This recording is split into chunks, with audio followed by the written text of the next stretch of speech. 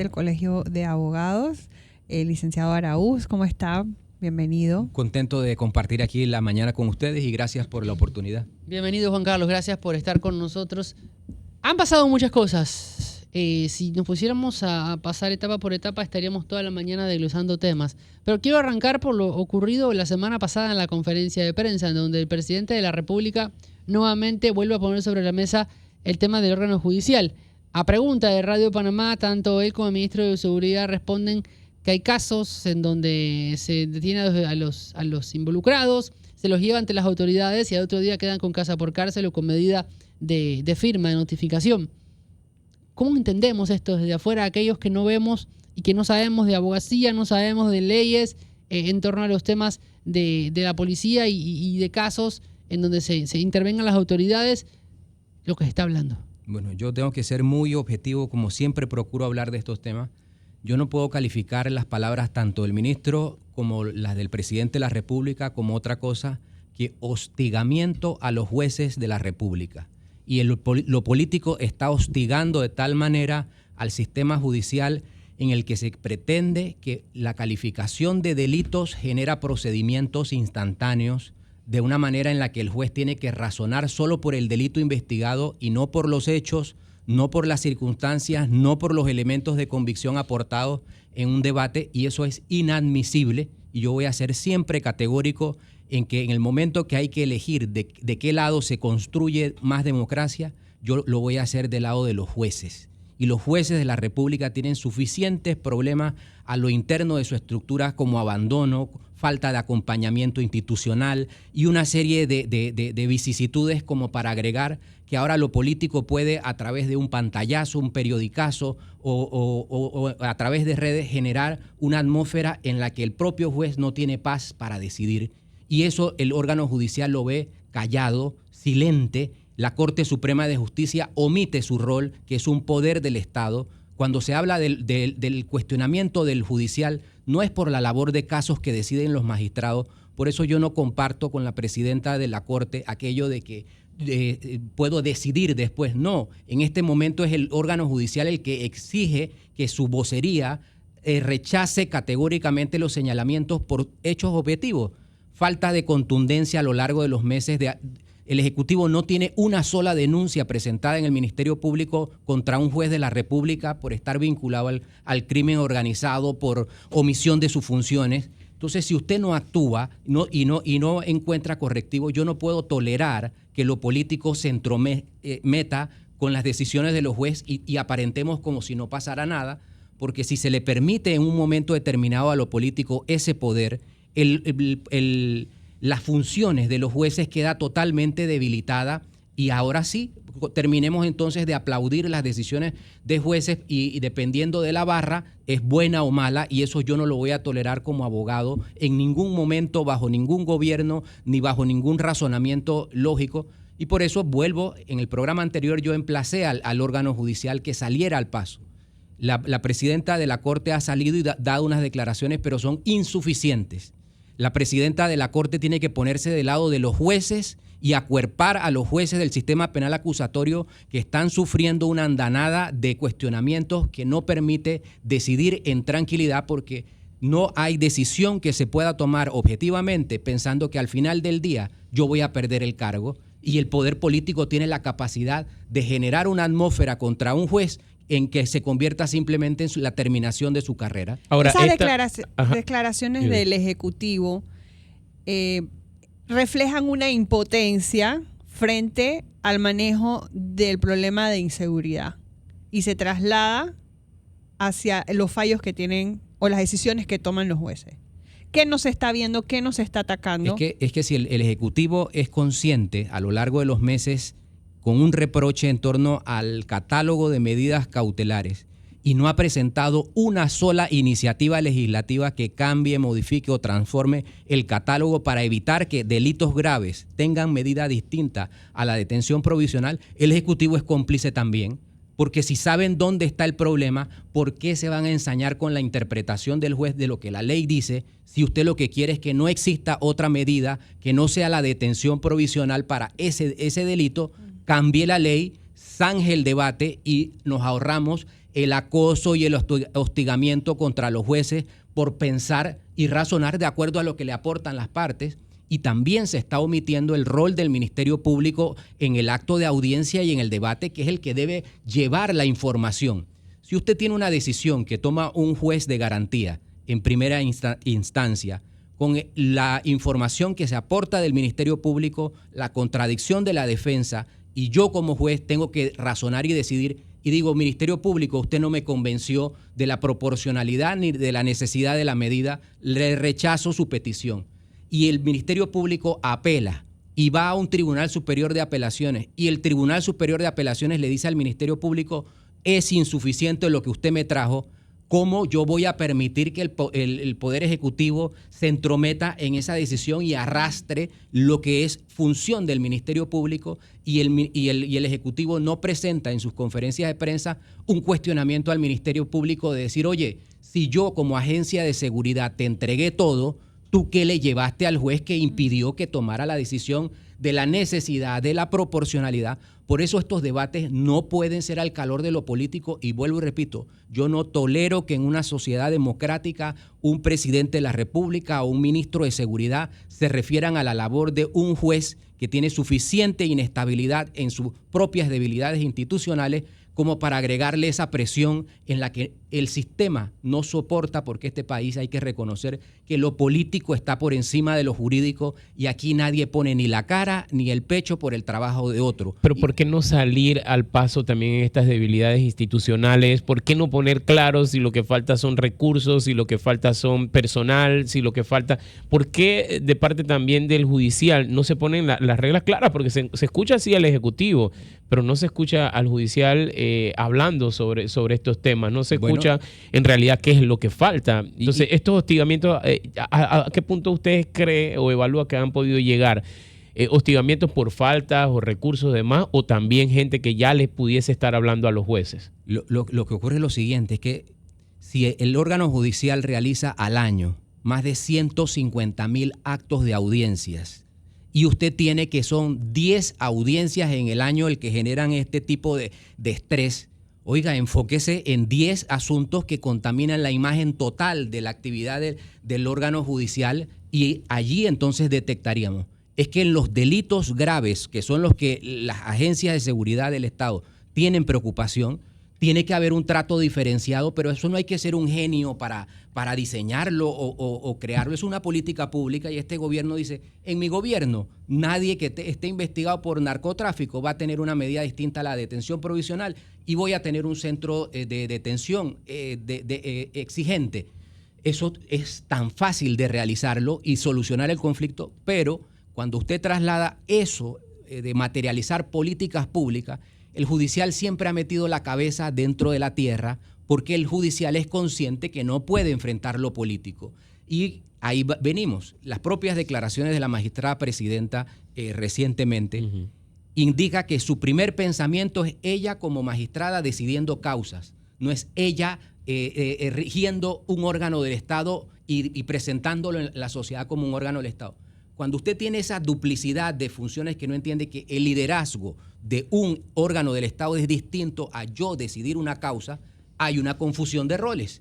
Y entonces ahí valdría la pena preguntarse, ¿es necesario cambiar en la estructura de la Corte, que el magistrado que presida la Corte no decida causas, porque se va a dedicar a un rol político de presentar un órgano del Estado? Y eso es lo que hace falta aquí, porque nadie tiene, supongamos, cuando el órgano judicial tiene iniciativa legislativa, pero cuando utiliza esa iniciativa legislativa, el judicial es el que menos va a defender sus proyectos, el que menos va a cabildear y a buscar el voto de lo que se requiere. Simplemente se tira como un tema académico, algo de letra muerta, pero no se meten a liderar justamente lo que implica transformar. Y ese es un tema de razonamiento importante. Es decir, cómo se lidera un órgano del Estado sin entrar en algún tipo de colisión con mis propias funciones administrativas y de una decisiones. vocería, usted comentaba, es que ¿no? La presidenta de la Corte debería ser la primera que diga, mire, un portavoz. Mire, señor presidente, al día de hoy, a esta hora de la mañana, yo no he recibido una denuncia en contra de la juez de la que usted dice que tomó una decisión descabellada. Usted, como jefe del Estado, no ha presentado una denuncia en el Ministerio Público porque usted tiene escuchas en donde advirtieron que el juez tenía vínculos con el narcotráfico, con crimen organizado, que la decisión fue coluida de alguna manera. Entonces, si usted no me aporta ese elemento objetivo a mi investigación interna, administrativa, yo tengo que ponerme del lado de mi juez. Y yo no le tolero ni le permito que aquí a un juez de la República que está decidiendo causas se le zarandee y se le esté jaloneando por una decisión, porque al final del día, hoy día es crimen organizado, pero cuando son los delitos, y aquí cuando son los delitos que vinculados a la política, ahí sí todos defendemos que el juez libre, pensamiento, decisión, pero oiga, lo ancho para uno y lo angosto para otro, eso no es justicia. Y yo siempre he reiterado, si alguien quiere hablar de justicia conmigo, a mí no me hablen de casos, háblenme de la estructura del sistema judicial y yo le voy a dar la respuesta de por qué esto funciona. Y por eso mi emplazamiento hoy es para el Ejecutivo. Si le molesta las decisiones de los jueces, ¿qué ha impedido que el Ejecutivo presente un proyecto de ley que transforme y que abra el debate en la Asamblea? Y en la Asamblea que abran el cuestionamiento de si realmente ese delito tiene que tener una sola medida, que es la detención provisional, y se acabó. ¿Cómo se regula que no haya intromisión de un órgano sobre el otro, del Ejecutivo? Impidiendo que haya este tipo de jaloneos. Pero, o sea, ¿quién pone orden? O sea, en principio es el autocontrol, es decir, o sea, vamos a estar a expensas de que... Sepamos lo siguiente, todo depende en este país del presidente de la República. Pero ¿usted cree que un magistrado de la Corte va a repetir esto que yo estoy diciendo en algún lado?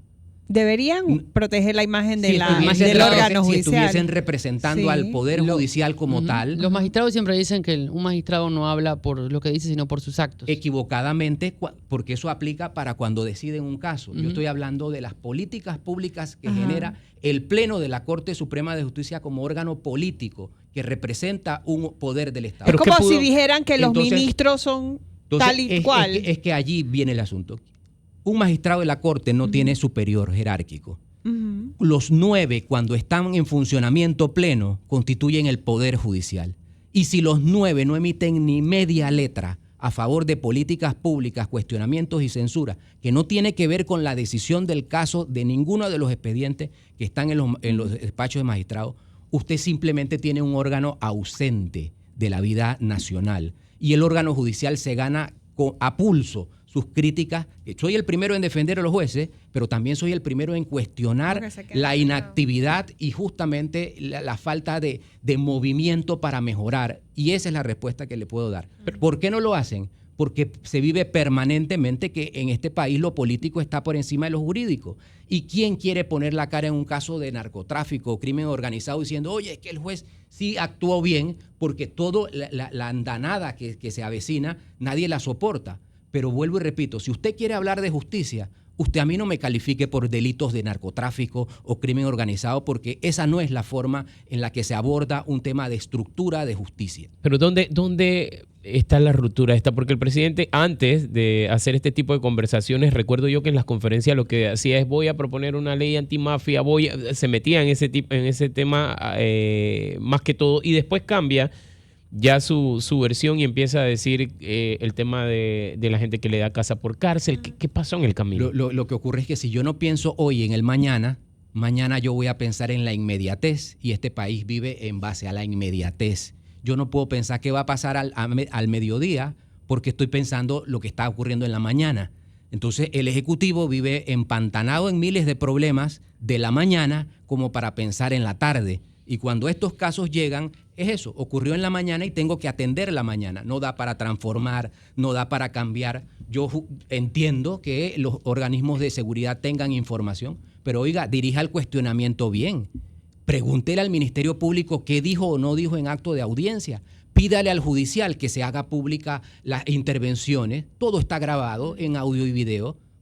suelte las grabaciones de las intervenciones y que la sociedad sepa si la juez deliberó correctamente para docencia también de lo que ocurrió. A su criterio, el sistema penal acusatorio ha colapsado. ¿Por qué incluso dentro de los centros penitenciarios dicen hay 40% de personas dentro que todavía ni siquiera han sido enjuiciadas? Lo que ocurre es que en la medida que usted tiene una sociedad que más litigio tiene, usted va creando más carga. Cuando el sistema inicia, usted tiene un engranaje que va funcionando ágilmente, pero cientos y miles de casos que se van acumulando en denuncia se traslada entonces a la parte de estructura. Si usted no nombra nuevos jueces, nombra nuevos fiscales, nuevos operadores, salas de audiencia, maquinarias, equipos, etcétera, usted no tiene capacidad. Es un tema de presupuesto. Y un tema de litigios, de actualizar el modelo. Es decir, la sociedad panameña es una sociedad que ha ido aumentando su litigiosidad en todo tipo. Aplica para juicios penales, civiles, comerciales, de familia, laborales. Antes, por ejemplo, en provincias el tema laboral es un hacinamiento en los despachos, pero pregúntele si al judicial si ha salido a defender la creación de 20 nuevos juzgados laborales a lo largo y ancho del país en la Comisión de Presupuesto. No lo han hecho. Entonces, cuando usted está lleno de omisiones, evidentemente su rol de propositivo queda en un estado de hundimiento porque también el judicial tiene necesidades inmediatas. Y entonces cuando depende de la búsqueda de un presupuesto, dice, no, pero si yo me peleo con el Ejecutivo, me van a bloquear cualquier tipo de petición. Entonces el país está entrelazado en omisiones, en mera existencia y en la falta de previsión. Es decir, vuelvo y repito, yo al Ejecutivo, este Ejecutivo sí le emplazo que tienen una responsabilidad de transformar la justicia, no solo por lo que están viviendo, sino porque llegaron con una convicción de que la justicia en el país necesitaba ser transformada. Y no ha habido ninguna transformación en ningún punto y coma de la ley. Entonces, oiga, es momento de pensar en mañana y no estar hablando de la mañana y de la tarde. Y en la mañana y la tarde, lo político está por encima de cualquier tema. Como abogado, ¿cómo evalúa usted lo sucedido con esta evasión que se da? Y porque nosotros vimos aquí las declaraciones de la ministra más temprano y donde prácticamente se sentía una ministra como cuando un hijo le falla. Entonces, nosotros analizábamos esto, hasta dónde se puede dar este tema humanitario o cómo iniciar, porque la ministra inicia en la resocialización, sin embargo, faltaba tema de estructura, tema de evaluar bien el sistema penal acusatorio, ver quizás reuniones con la Defensoría del Pueblo y demás. ¿Cómo lo evalúa usted? Bueno, que esto es un engranaje de distintas piezas. Yo pensaría que la ministra no debe desistir de su visión de seguir teniendo ese tacto humano con los privados de libertad, a pesar de que las circunstancias determinan que hay un tema de seguridad. Pero cuando usted tiene entonces varias piezas en el rompecabezas, no es que la ministra deje de ser sensible al ser humano que esté allí, pero hay un Ministerio de Seguridad que prevé, así como tienen información de quién sí y quién no estuvo en la vinculación a un delito, los centros penitenciarios son el centro de mayor vigilancia para cualquier tipo de tipo de actividades. Entonces, la actividad no es solamente en ver a la labor de la ministra, y vuelvo y repito, no es desistir de ese carácter sensible a los privados de libertad, porque esa tampoco es la solución, pero sí mirar las fallas desde la estructura de seguridad, en donde hay que redoblar esfuerzos, pero continuar, y el impulso es que estos momentos tampoco desalienten de que se actuó, por actuar con humanidad, se actuó indebidamente. Eso tampoco yo lo voy a tolerar, y yo aprovecho y le doy mi respaldo absoluto y convicción de que los planes que la ministra está desarrollando para los privados de libertad son programas que merecen todo tipo de impulso y convicción profunda. Doctor, ¿cómo ve la justicia de paz comunitaria? Deficiente. Si la justicia judicial, por decirle de alguna manera, tiene todos estos problemas, usted cuando se creó la justicia comunitaria de paz, no se vislumbró que se estaba diseñando un sistema, y el sistema, para que opere, no puede estar dependiendo de otros puntos de conexión o aterrizaje, y ahí desde que nació limitado con los presupuestos en los municipios, desde que nació sin faltas de controles reales, disciplinarios, la estructura del propio diseño del procedimiento, convirtió eso en un mundo farragoso. La palabra sería farragoso, que hoy día tratar de desenredarlo trae más problemas porque es un tema que el sistema está mal conceptuado y esa mala conceptualización hoy día arroja insatisfacción total y colectiva que no va a desaparecer a corto plazo. Don